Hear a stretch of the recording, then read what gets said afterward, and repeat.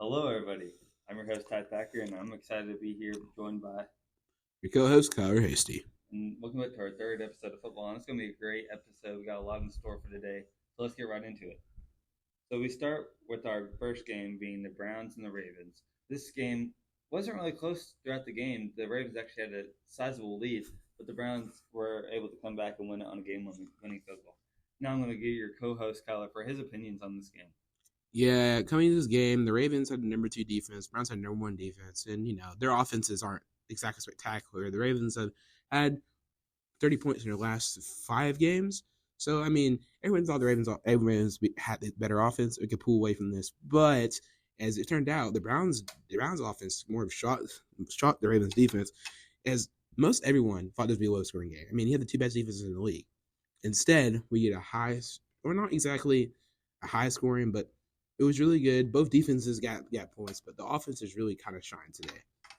Yes, but when you say high scoring, this was one of the most high scoring games that we've seen this week, and I think it was a good game, and the Browns were just able to pull away. So that with that being said, I'm going to go to our next game, which was the Bengals and the Texans.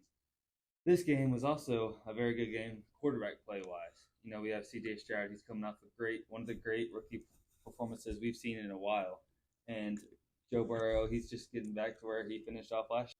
With that being said, Kyle, you want to say anything about this game? CJ Stroud, that's what I'm gonna say.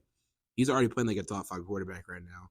Or people say top 10. I'm really saying another game winning drive under his belt. Ever since that 1 week against the Panthers, we got That 1 outplayed. week. He got outplayed by Bryce Young. Bryce Young, who has been struggling. His Stroud's looked amazing. The last week, 30 for 42, 400 something yards, for five touchdowns. This week, it was 23, 39, 356 yards and a touchdown against this Bengals defense that is not bad at all. They've been pretty good all year. He almost threw the game away with interception, but he was able to go right back down and score the game when he helped his team score the game winning field goal.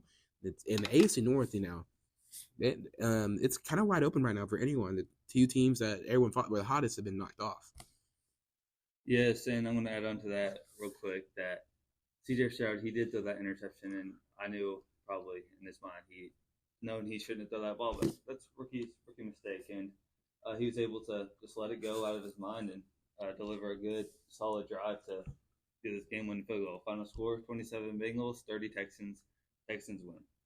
So, with that being said, we bring you down to our final game that we're going to talk about. Really, is the Chargers and the Lions. So, this game was again a high-scoring game, and you have Jared Goff with the Lions having a great game: 23 for 33, 333 yards and two touchdowns, while Justin Herbert for the Chargers had four touchdowns, 323 yards, and went 30 for 40.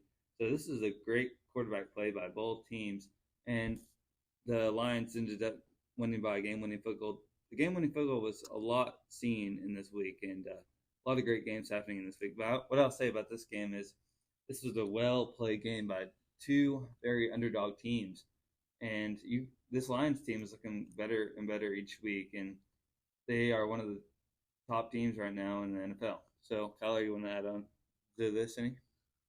Um, I honestly thought, looking at Justin Herbert the last 2 weeks, it's kind of just proved me wrong. He has not really looked like the Justin Herbert we've known the past couple of years. And last week he was only hitting 40% of his 50% of his passes. Didn't even have a touchdown. He had like 103 yards. And I don't know if it's just the Lions defense needs to figure it out, which they have been struggling a bit. But this Chargers offense finally woke back up. Justin Herbert's finally looking like his old self. And it was a great game. But what a game by David Montgomery and Jameer Gibbs, both Lions running backs. They have probably the best running back duo in the league right now. And it is crazy how this Lions team, who not even 2 years ago were 3-13-1, are now 7-2. And I think since week 8 last year, when they started 2-6, and Dan Campbell obviously deserves Coach of the Year. And it's insane what these Lions have done and how they have turned their franchise around. This is probably the best year they've had in franchise history. Yes, and thank you for that, Kyler. And now we're just going to talk about some scores around the league.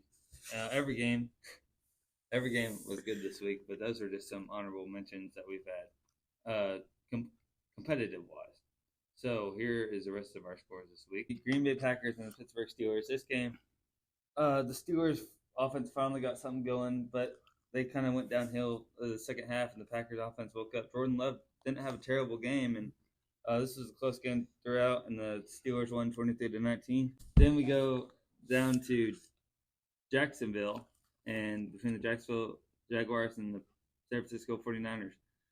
This game was, I thought it was going to be more competitive, but it really wasn't. The 49ers came in, and they had a chip on their shoulder, and they delivered. So they won 34-3. The Jaguars team didn't look as like we know them. You know, they had a 5-game win streak, and I think that kind of went to their head. And they ended up getting demolished. So that brings us down to the Saints and Vikings. This game was close to start the game, but the Vikings pulled away. Josh Dobbs had an amazing game, and he just looks like more and more like a good quarterback every week. I mean, 18 for 23, 220 yards and a touchdown at halftime. Yes. Oof. He's looking more like an underdog every week. Those fancy managers licking their lips right now. And the Vikings won 27-19.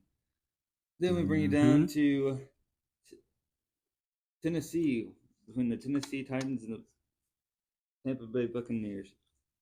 And this game, Will Levis kind of had a bad game. He didn't throw a touchdown, and he had a few interceptions, and Baker Mayfield had a great game. The Buccaneers ended up winning 20-6. Then we get you down to Atlanta, where it's Atlanta Falcons versus Arizona Cardinals.